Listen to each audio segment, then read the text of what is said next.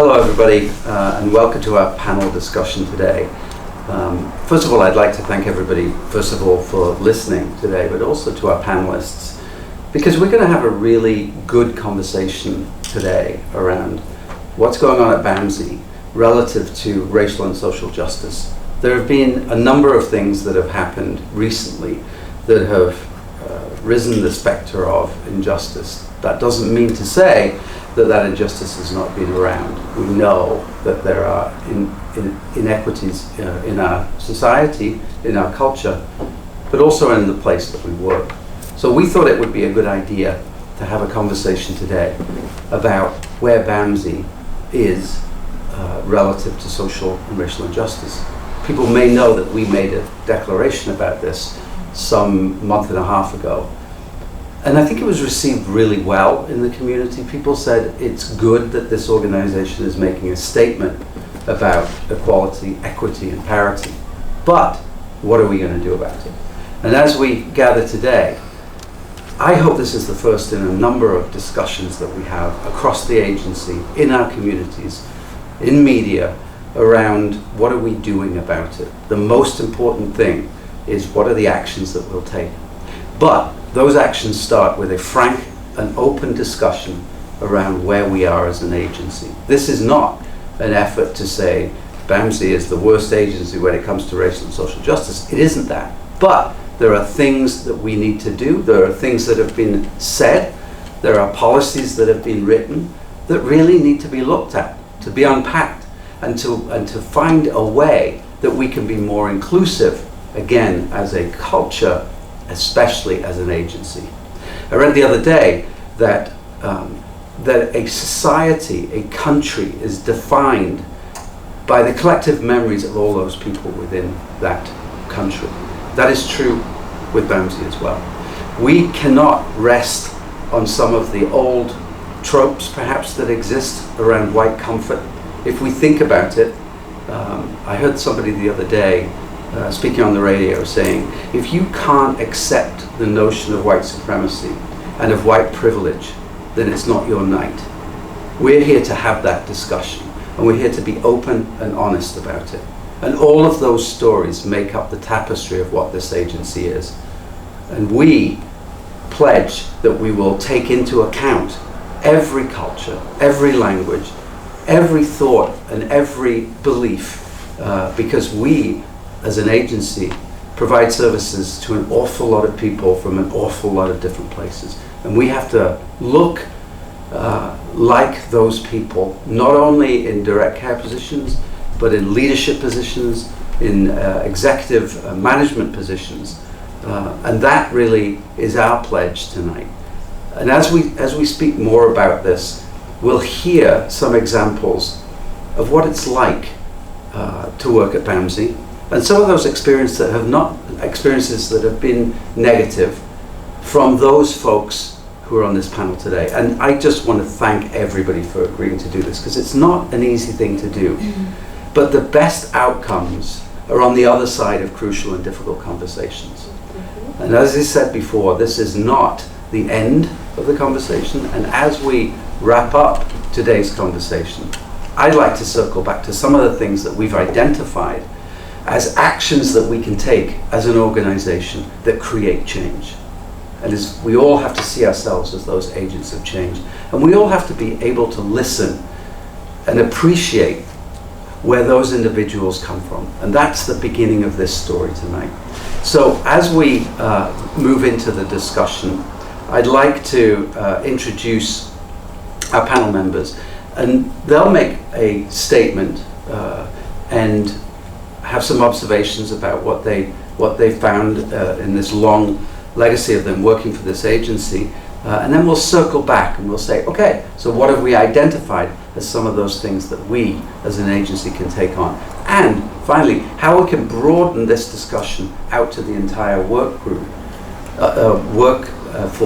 so that we're not preventing conversations from happening, so that we're allowing people permission to have difficult conversations, and that we're encouraging each other to look to each other to self-examine and see exactly what you can do, what we can do as individuals to bring BAMSI along in this journey. So first of all, I'd like to invite Lucas Carvalho to make his initial statement. Thank you, Peter. As Peter mentioned, my name is Lucas Carvalho. I've been with BAMSI now going on 16 years. Some of the things that I've seen on an organizational level, or people being not provided the opportunity to speak. I think one of the biggest issues that we have as an organization as well as a society is that you're almost bred to be quiet. And I think over the last, I'm going to say 6 months, not only the organization, but the country as a whole is starting to realize that we need to create a safe environment for people to speak and feel comfortable speaking about their differences. I'm looking forward to being part of this panel. Thank you. Next, I'd like to introduce Jill Konma to speak.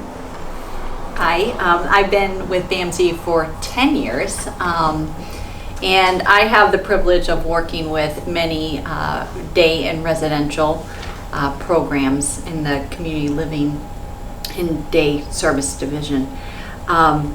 I have the opportunity to talk to a lot of direct care staff, and I'm really eager to not just talk the talk, but walk the walk, so that, you know, from what you said, but what are we going to do about it, Peter? That's kind of where I'm eager to start.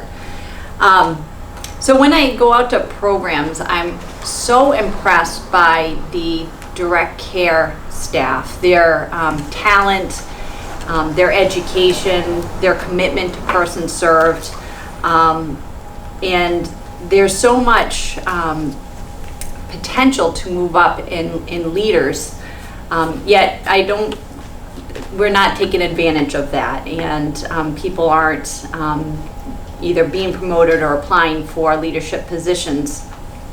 And the leadership at BAMSI really isn't reflective of the diverse workforce that we have at a direct care level.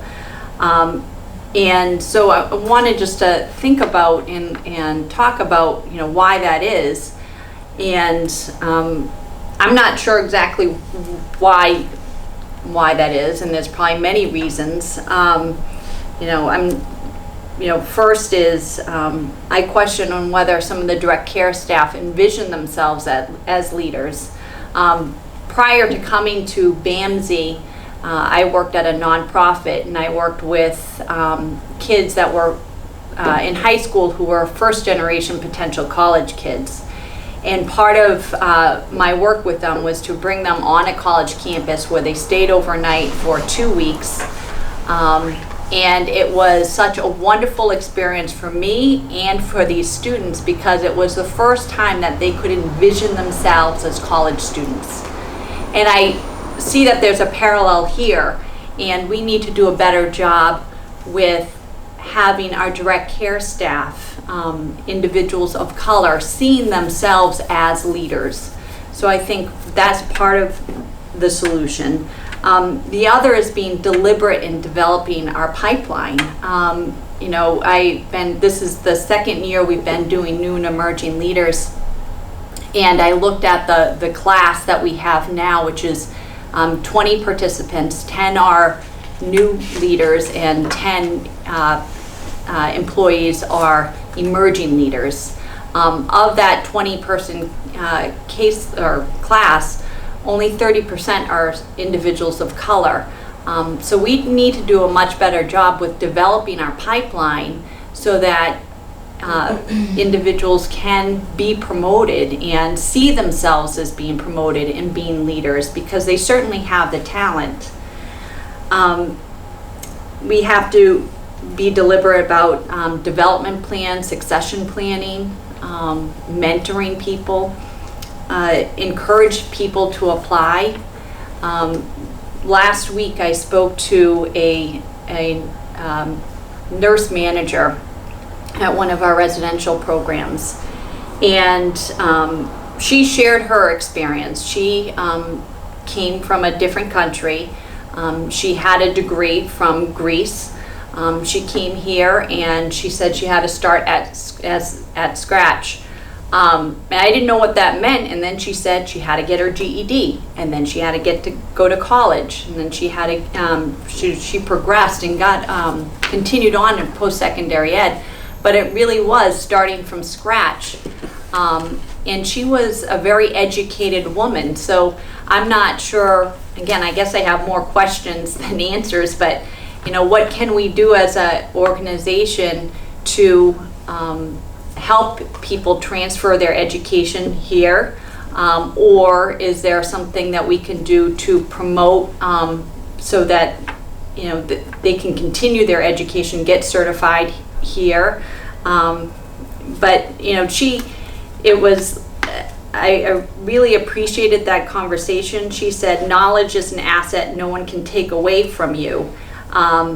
So she had no animosity about having to start over, but as an organization, I'm not sure if we did right by her by helping her in that journey, and what can we do to really promote careers at BAMSI. Thank you, Jill.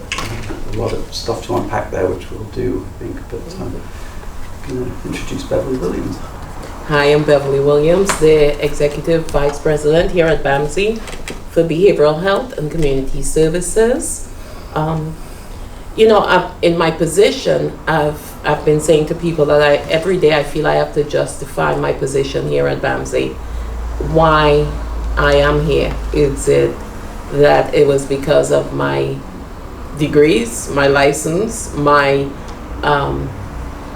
culture, ethnicity? How did I get that? And justify promoting people who look very closely like me. That has been an ongoing dilemma for me at BAMSI. Another piece I want to talk about, and I'm just going to drop nuggets today, it's salaries and the disparities in salaries here at BAMSI, where we have, I'm not sure it's necessarily based on educational level, the length of service, and job expectations. We need to look at that. I do think that we've discussed this a lot of times, sometimes ad nauseum, but we've never actually looked at it. And for a person of color, it just feels that, and I keep threatening I'm not going to do as much. I need to sit back, but it does. It's not me. It's not me to give less, and I just do want to put that out there. Another thing is roles. If we look at BAMSI, and this stood out particularly during the COVID pandemic, who were the people on the front lines risking their lives? What percentage of the staff that were on the front lines were people of color, and who did not have a lot of privilege, even health-wise? Many of them, this is a part-time job for them. And did they have insurance to cover their care? They they were mandated, not BAMSI's fault, it's the state, of taking certain tests, doing certain things. And again, it was from a position of privilege, again, and I hear it, and it's hard to sometimes intervene on behalf of, without being because again, it seems as though you're being too sensitive, and being told that at a point in my career at BAMSI, it has always been difficult for me to speak up as I want to. I'm always challenged in that way, because after first, second to the time of not being heard or being told, you're overreacting to this, it's just hesitation to bother. I think also, if we hire people of color, we need to be able to work with people of color. We want, instead of saying, come work with me and do things the way I have this is how you do it. We have to understand people's culture and work with them in making sure that we still have quality, we still have values, but we also let them explore and do things creatively too. Many of our staff are people who've come from countries where they were serving in very high functioning roles. Some of them were doctors, lawyers, wherever they came from, and they're here now. And it makes me sad sometimes, a lot of times, to see the sort of learned helplessness that's there with them. Sometimes it's because of finances. They can't afford to take licenses here, or they would have to go and do their whole 4-year education again because their credits weren't accepted. And so there's that part of, and then there are language barriers. You know, when you talk about doing an exam in the West Indies versus doing it here. Cricket, if I talk about cricket, you ask me about cricket, I might be able to answer you. You ask me about baseball and fundamentals, I'm like, I don't know what you're talking about. And it's true in another level for a lot of the exams and the licensure that people are asked to complete. And you know, I've had several just really insensitive experiences that have made me sort of, I think I've bled a bit at times emotionally. And at times, to Lucas's point, I've kept silent, and that's me.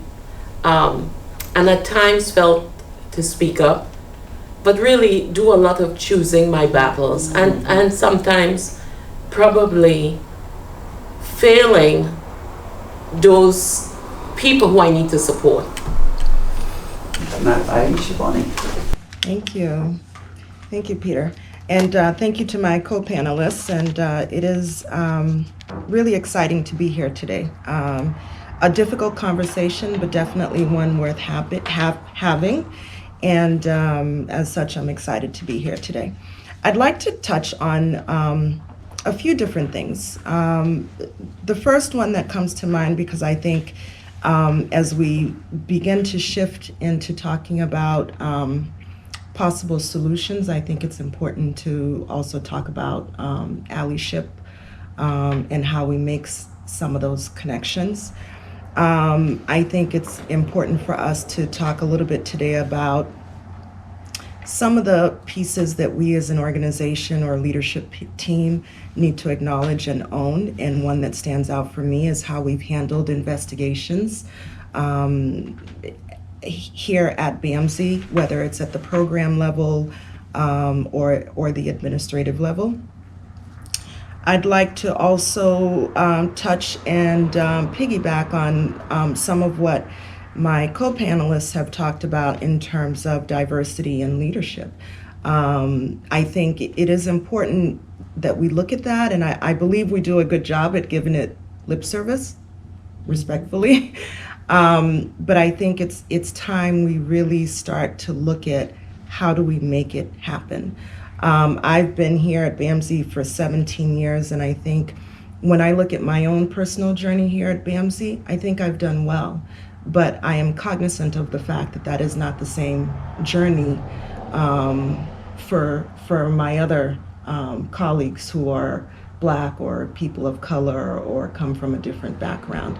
So it's important for me to acknowledge that, and as part of the leadership team, figure out, okay, how do we do better at hiring and promoting and supporting growth of Black and brown people across the organization.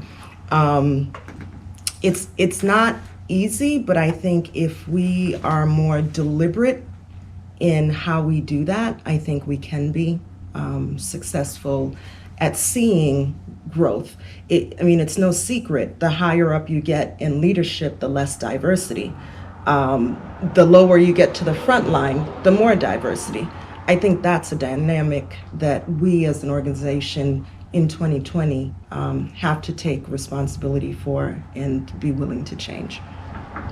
I wanted to, also touch a little bit just about my own personal journey as we start to talk about experiences.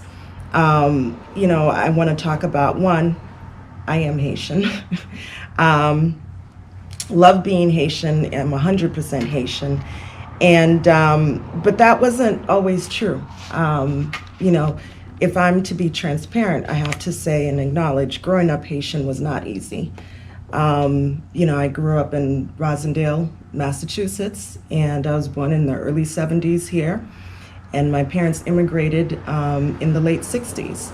So growing up Haitian in Massachusetts was not easy. And so, at the school age, when you start to really develop your sense of self, and you realize that, there is a stigma or a negative aspect attached to you just because you were Haitian, you start to move away from that. And I could do that because I was born here and English was my first language. And so I didn't have to, if I didn't want to, identify. As an adult, I know that that wasn't right. But if I'm truthful and transparent, I have to acknowledge that, that's how my journey started. Luckily, when I went off to college, I got involved with a couple of clubs in college, which is interesting because I went to a private Catholic school in Fairfield, Connecticut, which was predominantly white. But that's where I found my cultural identity. I joined groups like the Caribbean Club, and I joined a group called Ujamaa. And there I started to really develop my sense of self when it came to cultural identity, be proud of who I am, and be willing to share that with everyone and anyone who would listen. But then once you start doing that, there are other pieces then you begin to experience. In college, I would get comments like, well, you don't look Haitian. Well, gee, what does Haitian look like? And so, it was a good thing, but then I was starting to see some other aspects that I was probably naive to or hadn't experienced because I didn't always fully disclose my identity. And then as an adult, some of these things kind of stay in your mind and begin to shape some of the decisions you make. And so you assume that because of your color or cultural background, you'll be treated differently. So you try to, figure out how to compensate for that or adjust for that. So I would do things like not identify on applications because I didn't want to, have that difference. So if I was applying for a scholarship or even a job application, if it was a question, I didn't identify because,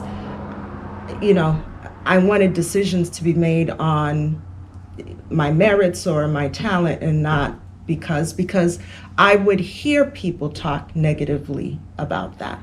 I would hear other college students talk about affirmative action and the role that it played in admissions at the school that I went to and so on. And so you learn how to adjust. Applying for jobs, and I think this is the experience of many people applying for jobs. You wonder if your name will be connected one way or another. I remember having an issue with my name, Aisha. For the longest time, I did not like my name because I felt like it could hold me back if I was applying for a job. And these, it's a lot of risk for me here today to share some of these pieces, but these pieces have definitely shaped who I am today. And so, no disrespect to my parents, they were both hardworking and they did a wonderful job, but I think they were okay with my sister and I not identifying, because I think they also had experiences coming here in the late 60s that they didn't want us to have, and so they were okay with it, But I think my husband and I have done a really good job because we're raising 3 kids, and they are so proud to be Haitian. It is, unbelievable how proud they are. So I think we've done a really good job with that. But I think these are some of the experiences that shape some of the people who work at BAMSI. And some people who work at BAMSI may have had even worse experiences or journeys than what I talk about. And then they come here, and then, they have to go through an investigation, and, they're automatically presumed to have done something wrong before the investigation has even started. And many people have experienced that. And even in my role in leadership, I've heard things. And in truth, I've not responded to those things when I should have. Because silence is not a good thing. And I think Lucas touched on that in his opening. But I think as an organization, we do have to acknowledge that these are areas that we have to address and have policies that support them. So everyone across the board knows that this is how we handle an investigation at BAMSI. If in my role as a supervisor, I want to give a person a salary increase because we are using their language skills, we are using their culture, their ethnicity, so that they can connect and engage with families we serve. We're using that, and they're okay with us using that. They want to be able to provide that. But I think we as an organization need to have policy. We need to have a metric for, if we are doing that, you're going to get additional compensation for being able to do that. We've not done that. These are areas I think we have not done well in. Beverly touched on compensation. I think that's an area that we've grossly not done well in, across race lines, but then also across gender lines. And so, I don't want to take too much time, but I think these are all things I'm hoping that will come up in this conversation. And I'm hoping that coming out of this, we'll be more willing to, as people of color in this organization and in leadership, I'm hoping that coming out of this, Beverly, Lucas, and I, Peter and Jill too, will be more willing to call some of these things out, either when we experience them or when we hear them. Because again, that's not something that's been done. As I was preparing for this podcast, I thought of two personal experiences that came to mind for me. One didn't have anything to do with this organization, but I serve on the board of another organization, and we were on a leadership trip. And it was shortly after my dad had passed, and in the Haitian culture, when a parent passes away, you're in mourning, and to show that you're in mourning, you wear black. And so I was still in my mourning phase after my father passed away in 2013, and I was at a hotel in New Hampshire. And as I was coming back down the hallway, a white lady stopped me so that I could take her plate for her. And, my first response in my head is, she thinks I'm the help. She didn't see a board member of a $700 million health organization. She saw waitstaff. And even when I respectfully said to her, I don't work here, there was no apology. So there was that experience, and then here, I remember having the experience, and have had it a few times, of being asked whether my hair is mine, because of its length. And so I think you may say it kindly, it may come off harmless, but what I hear is, because I'm black, my hair can't be a certain length.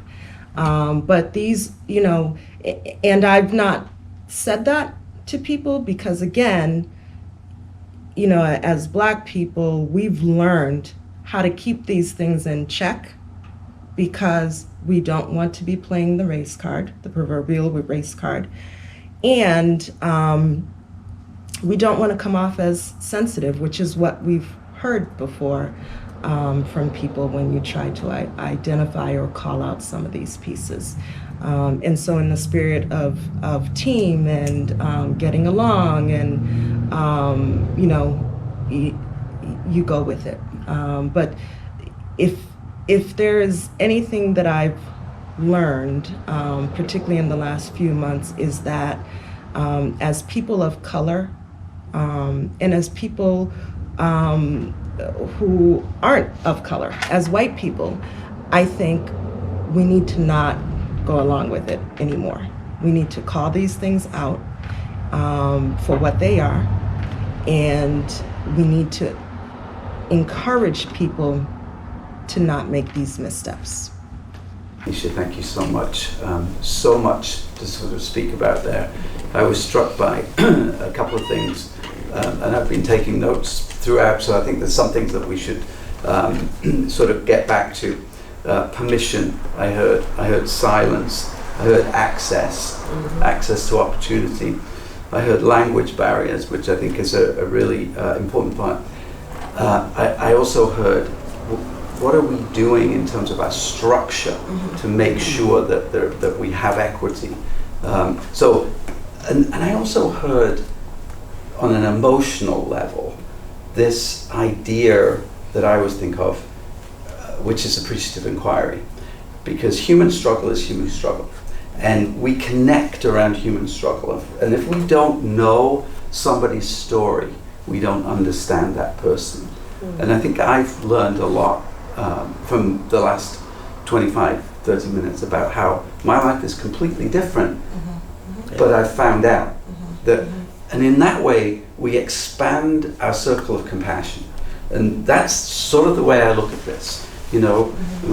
My father was somebody who said, you only care for your family because they're the only people that matter. And as I grew up, I felt, but is that really right? Does that create barriers that prevent our ability to learn about people and to connect with people? So that's what I took away from that.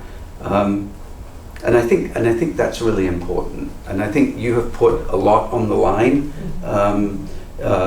agreeing to do this, and I thank you for that. And I want now sort of to expand that. Aisha, one thing I wonder if we could talk about is allyship. Because I think when we have these discussions, traditionally there's always been this feeling like, oh well, the person of color can take care of that. That they should address that. I'm not sure if that's always the way to go, because that creates this feeling of being defensive, of saying, well, why is it always me? And I think in that sense, there's a lot to be learned from everybody in the workforce about calling those issues. And I think that's a message that I'm really sort of taking to heart from these conversations. Lucas, can we go back to silence? Yeah, absolutely. Again, I think in this country, I'm just talking about Bamsey or Brockton, where I grew up in Lowell, Massachusetts and whatnot. I strongly believe that we like to talk about how great this country is because of the differences in people, where they come from, the melting pot. But at the same time, if you start talking about your cultural differences, people don't really want to listen to it. And I've come across that numerous times. I grew up in Lowell, very tight-knit Brazilian community. I was fortunate enough to go to school in Boston, and it was a wide awakening for me. I'm like going from this small community, going to a pretty big school in Boston. And I'll tell you a funny story. Talk about trying to fit in. I remember Run DMC, cap-toe Adidas, Jabot jeans, and a Champion sweatshirt. With the fat laces? Yeah. Came back, Thanksgiving break, white bucks, corduroy jeans, turtleneck, and a sweater. And my buddy's just going to me, what the heck happened to you? I'm like, I'm trying to fit in. He's like, but that's not you. And I was like, you know what, it's not me. And so I went to my room, put my regular clothes on, and it was eye-opening because I went from trying to fit in and be silent to going, you know what, I'm not like you. I didn't go to Tabor Academy. I went to Lowell, Mass. I went to Lowell High School. It's okay to be different. Then I started slowly calling people out in certain comments. And I went from actually having a very large circle of friends to 6 friends that I still hang out with and talk to probably 3 or 4 times a week. You know, and in my mind, it goes back to what my dad used to say. My dad always used to tell me, you only need 6 to carry your coffin. Remember that. And so I went, again, it's one of those things where I went from being silent, trying to be part of the in crowd, to coming back, that's, you know, after my first Thanksgiving break, going, no, that's not me. This is me. And if you don't accept me the way I am, I'm going to try to find people that accept me. And life goes on type of thing. And I was able to find that crew of guys, to be honest with you. And what happens since then, I mean, it happens all the time to me where, you know, again, I live in a town, it's primarily Irish, white people. And I might be at the soccer field, the softball field, and I might hear small comments. And for the longest time, I just didn't say anything. I was just silent. But for the last 4 or 5 months, and because of my kids are getting older too, they're noticing, they're questioning me. It's like, why did you say anything? That didn't sound right to me, Dad. So it's put me in a situation where my kids are holding me accountable because they consider themselves Brazilian, and it doesn't sit right with them. So to me, it's very important that we allow people the opportunity to speak. And as leaders, if we hear something, we need to say something.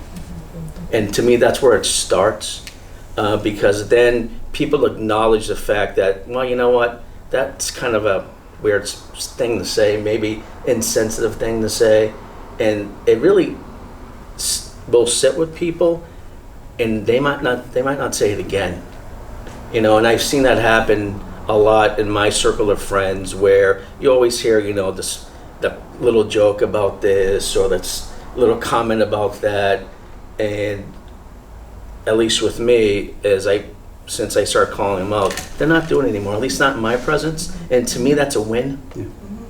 You know, and I think if we start doing that as an organization, Allyship, when you talk about investigations, we talk about compensation, talk about policies or whatnot, we really need to speak up and do something about it. And I believe acknowledging the fact that there's something wrong with the system is the first step in this.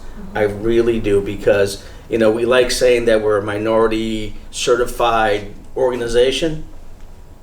Are we really though? Right. Really? Just because of the board composition? You know, I mean, it's nice to say in an RFR or whatnot, but are we really? You know, so these are the things that I like to see as an organization. Just calling people out a little bit, you know, in a very nice way. And that, I think, would allow people to feel comfortable going, hey, you know what? I actually heard Jill sticking up for me the other day. I'm going to go to what the problem. Because 2 weeks ago, I didn't hear that from her. Yeah, I think silence sometimes can be incredibly destructive. Yeah. And conversations like these actually put you on the record, and that's where we should be. We should be having those conversations. Somebody once said, we were talking about allyship a while ago, and somebody said, you have to have something on the line. There has to be some danger or some possible threat to you if you're a true ally, if you're a co-combatant. And I think that's a really interesting distinction. And you have to be brave to have those conversations. And that's how I think we begin to bring down that wall of silence. If people hear that it's okay to make statements like have been made here from the senior leadership of this organization, then that makes that atmosphere a little easier. Jill, sorry, go on. Oh, sorry. I think sometimes the piece of silence is sometimes one of the barriers is to speaking. It's sometimes lowered expectations or expectations sort of that you've learned this is what happens, or nothing is going to happen, or it may come back to quote unquote bite you. So many times I know one of my experiences has been a supervisor saying to me, you really overshoot in doing reports and stuff. You don't need to do that. You give too much, and that's so similar to one of my nieces coming home and saying, the teacher told me, oh, you have a long ride home. You don't have to do all your homework if you don't get it done. Why? Why? And why not? And yes, I do have to overshoot, because as a woman of color who's sitting in a position that people may not understand why I'm here, I do feel that I have to keep justifying. You feel that constant pressure of, I have to justify this. Yes. Yeah, thank you, Beverly. Julie, you talked about pathways. And, I've read a lot about pathways to prosperity, and for all people who have immigrated to this country, to people of color. How do you think we can begin to make those pathways a little bit more clear at BAMSI?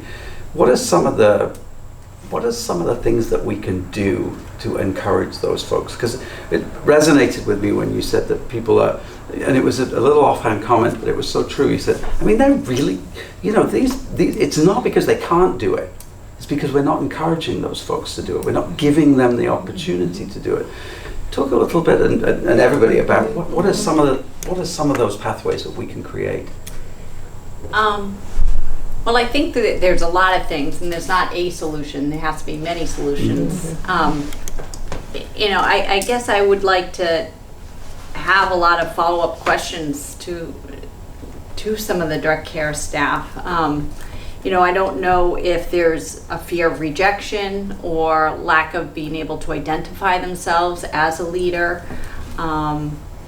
Maybe they feel that they're not qualified. I think there's probably a lot of reasons, and I think every single reason that they have, we need to address. So it's being deliberate with doing the succession planning, development plans, encouraging a diverse group of people to apply to the new and emerging leaders program. We need, so that they can develop skills, so that they can see themselves as leaders. Beverly and Aisha and Lucas shared their journey and how they got to these leadership positions. You're a role model and mentor for so many people, and having someone to have those one-on-one conversations so that they can then see themselves on that similar journey and see what path they can take. I think it's a really important role. Yeah. Mm-hmm.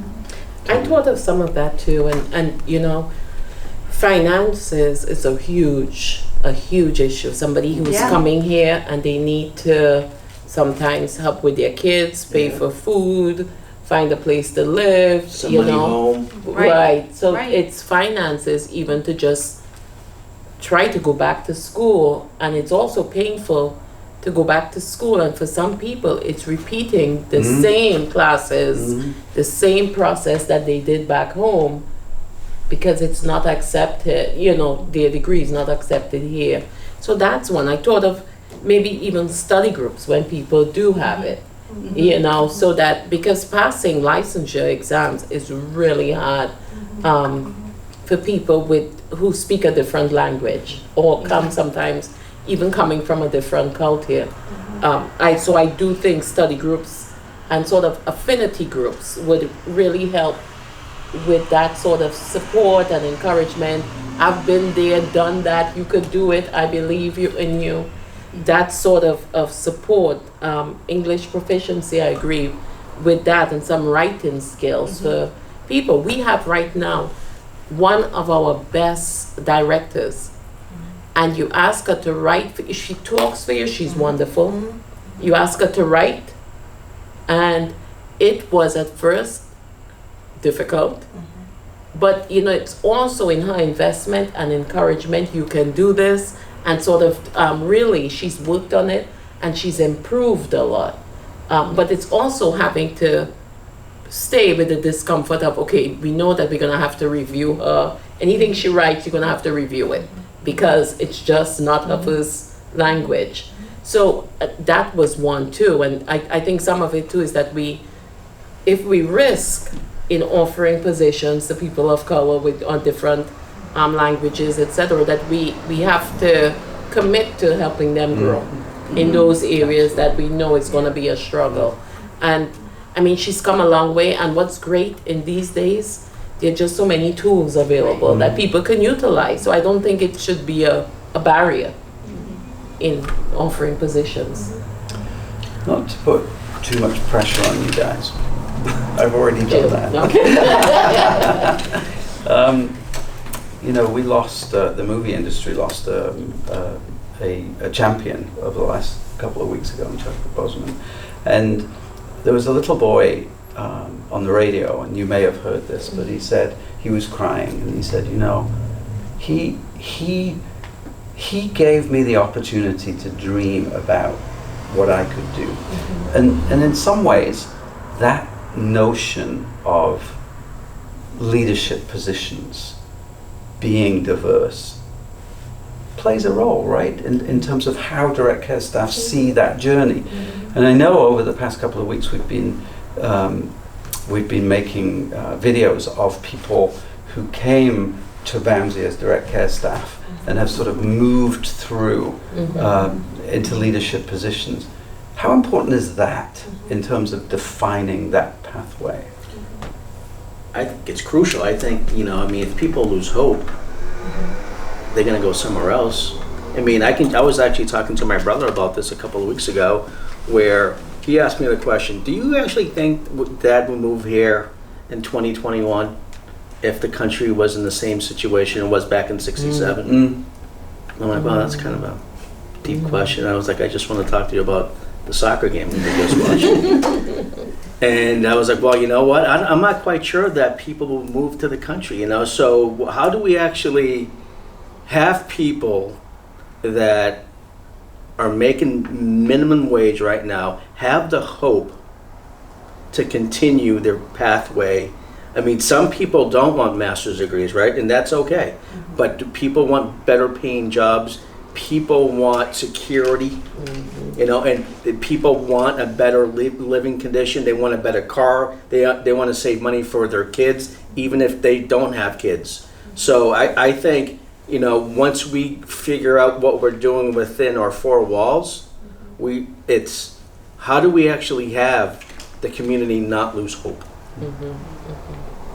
And this might be a bit controversial, but I think even amongst people of color, we at times have challenges. Absolutely. You know, one of the things my mother used to describe, and I swear I used to think she's so cynical, but as I've grown, I've learned so much from some of her sayings. And one of the things she talks about are crabs in a barrel. And I don't know if you've ever seen crabs in a barrel. When they climb, the ones below claw and they pull the other ones down in trying to go to the top too. And I do think sometimes we are our worst enemies. You know, we're not as, those who may be on the quote unquote top, not as supportive of others who are climbing, but also those who want to climb and they see others on the top, feel left behind and sometimes resentful or a bit maybe less hope. So or that you're less than color, so now you like them, you know. It becomes a them and us, so you're no longer like us. So that's also a challenge that I feel is also so I'm always, I know for myself, always trying to balance the two. Always trying to balance it. That's really interesting. Aisha, you mentioned earlier the importance of self-reflection, and that kind of lends itself. What I was reflecting on while everyone was speaking is that you identified yourself as a Haitian woman. You identified yourself as a Brazilian. And I'm thinking, if I was to introduce myself, I wouldn't even say that. I wouldn't say I'm a white woman. And I guess that's part of being the white privilege, is I would have a lot of other adjectives, but being white wouldn't be one of them to describe myself. And I think that really is white privilege. And I'm thinking about BAMSI's role in changing, and I play out conversations before they happen a lot, but there's an urgency to act. However, we want to make sure that we take a lot of the right steps. There's going to be mistakes along the way, and that's okay. But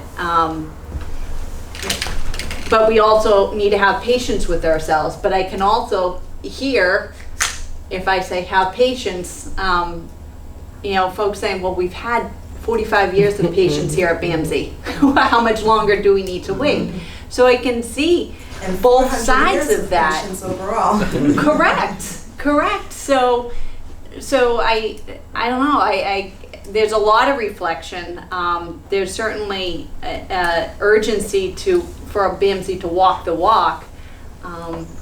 We're not going to get it all right away, but we need to start taking steps. So loath as I am to sort of begin to pull us back, because the richness of this conversation has been way more than I'd hoped. So thank you so much. But we're at this pivot point, I think, in terms of what do we do next. We talked about rushing into things. We talked about being patient. We can be both. I think we have to be really thoughtful about this. Beverly mentioned at the beginning, and don't just rush in to solve things. This conversation is part of a process, and that process will take time. At the same time, there are things that we can immediately look at that have come out of this conversation that do bear some scrutiny, and I think let's talk maybe, and let's open this discussion out to the group. But I heard that there are changes in policies and changes in procedures that we can actually look at right away. The first thing that I think of is, if somebody comes into this agency and they can treat people with a mental illness and substance use disorder, they'll get more money because they're competent in that field. Right.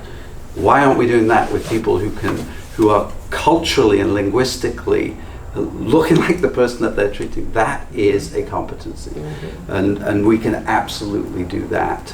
I think in terms of offering opportunities, we talked about succession planning. We have to recommit to that, and we have to look at some of those things we talked about. I love the idea of offering ESL.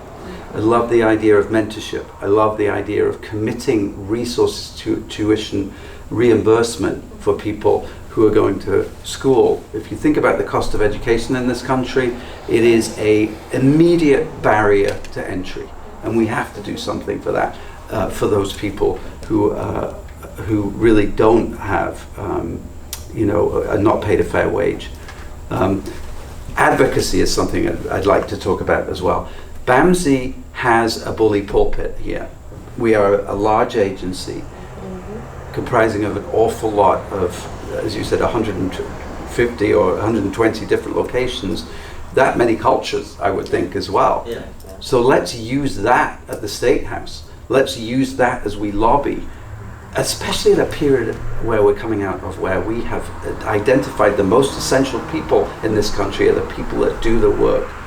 Those people you talked about, Beverly, who were, despite their health issues, despite their other responsibilities to their children, they were coming and they were doing live-ins. We need to jump on that, and we need to make sure that our legislators and the executive branch of our government recognize that going forward as well as in the past. What are some of the other things that people think that we can act on and take back to our listening sessions and say, these are some of the things that we're doing which we hope will impact our ability to do a better job? I I think the role of allyship, I think as an organization, that's a culture that we have to set. We have to, as we do some of this work with people of color, I think we also have to do some work with white people around training and education on allyship and what that truly means. I really applaud Jill for, in this moment doing some self-reflection and being able to call out, white privilege. Mm-hmm. I think until one can do that, you can't really say you're my ally. Mm-hmm. If you don't acknowledge that the presence of your privilege. Because whether you want it or not, it exists.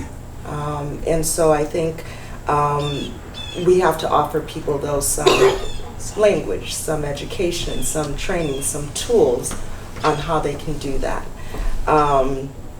And along the same lines, I think earlier you mentioned, and this goes with allyship as well, you mentioned appreciative inquiry. Again, that's also something that we have to do. We have to learn how to check in with people and really want to hear how they're doing. I mean, we're moving so fast that we check in, but we really don't want to hear, the story behind how you're truly doing. But we have to invest that time in each other if we're going to move forward as an organization that is diverse. And we like to tout our diversity every chance we get. But I don't know that we've fully invested the work in having such a diverse organization. Couldn't agree more. I think a big statement is that belonging trumps strategy. And if we can increase belonging and increase understanding, that's as good as strategy. So I think that's a really good point, Aisha. Thank you. What else? As I was listening, I just jotted down a few quick things that I think we can do even now. The first one is let's commit to hiring, promoting, and supporting professionals of color. Mm-hmm. It's possible. Yeah. It's possible if we look in the right places, advertise in there, right, it is possible. Mm-hmm. The second thing is let's be intentionally sensitive with the use of our words and our actions. Mm-hmm. What we say, what we do, how we say it, how we do it, the messages. Mm-hmm. Let's, check ourselves. Also, let's recognize and appreciate the efforts of others, particularly, and in this is a broader one, but I think even for a lot of times I hear staff of color saying, well, I don't feel like it's understood what I did. So in that commitment, I left my kids home and I went and I lived in for a week, and then my family didn't want me home because they didn't want to run the risk of that. So I personally rented a hotel room for a week so that it would be safe before I could go home. So let's recognize some of that. When you hear some of that, that's huge. Mm-hmm. That's huge. My fourth thing was look for intentional and unintentional discrimination. Let's intentionally look at it. Yeah. Let's make our minds up and let's call it out when we see it, and hold each other accountable, for it. And I say each other because it's each of us. We're all part of this process. And my last one was just let's provide opportunities for growth in general, for each of us. Growth in our awareness, cultural awareness, in our willingness to speak up, in our willingness to just share with others and listen. Mm-hmm. Think about some of the things that I saw happen when I was growing up, and it was my dad and a bunch of his friends getting together and almost starting a social club, and that social club quickly became the epicenter of the Brazilian community, where people can come in with, it might be legal concerns or looking for a job or an apartment, and they were a resource. But initially, these people, the Brazilian, initially was guys only, but they came in and it was a forum for them to talk about what they're experiencing, trying to get a job in an apartment in Lowell, Massachusetts in 1972, 1973. So I think that if we can somehow start creating these forums where people come together to talk, share their experiences, I believe, because I saw it with my own eyes, we can start being a resource for people, not only within BAMSI, but also sometimes outside of BAMSI, because I'm thinking, and I talked about this before, I'm thinking that within the city of Brockton, there's probably one Haitian Creole person that's a kingpin, one Brazilian person, one Cape Verdean person. Then we can actually start these collaborations with city leaders, with community leaders, because I'm guessing that somebody that works at Montauk and Mercedes Road, or even at Case Management, they probably live within the city of Brockton, right? They probably live right down the street. They're probably spending their money at Shaw's. They're probably, right now, facing food insecurity, apartment insecurity, and I think that if we are able to create that kind of environment where people are willing to share what they're feeling that day, and we can actually be a resource for them, I think, we can make an impact, because I think if one person comes the first week, has a good experience, and the second person, then all of a sudden, you have a larger group of people talking, sharing their experience. Oh, you know what? You can go down here for this resource, and so on and so forth. Then I strongly believe the community is stronger. There's more hope. They're happier, and they actually, BAMSI helped me out. I want to stay working at BAMSI, because 3 years ago, they helped me with ESL, or they helped me with fuel assistance, or whatnot. I was like, you know what? Yeah, I'm not making $22 an hour, but if I'm making $20 an hour and $19 an hour, and they help me, I think it can go a long way. So we're coming to the end of our time, unfortunately. Lucas, you mentioned hope, and Harvey Milk, who was one of my heroes, once said, he said, you can't solve everything with hope, but if you don't have hope, you don't solve anything. And I see us as the keepers of hope in that sense, as we speak about these issues. And I would say to everyone and encourage everyone to get involved with the listening session that is coming up this month, because those sessions are going to continue this conversation around justice, around racial and social justice. And the more voices, the merrier, the more participation, the better. And so thank you so much, everybody. I know that this was not an easy conversation, but the most difficult conversations have the best outcomes on the other side. So thank you, everybody.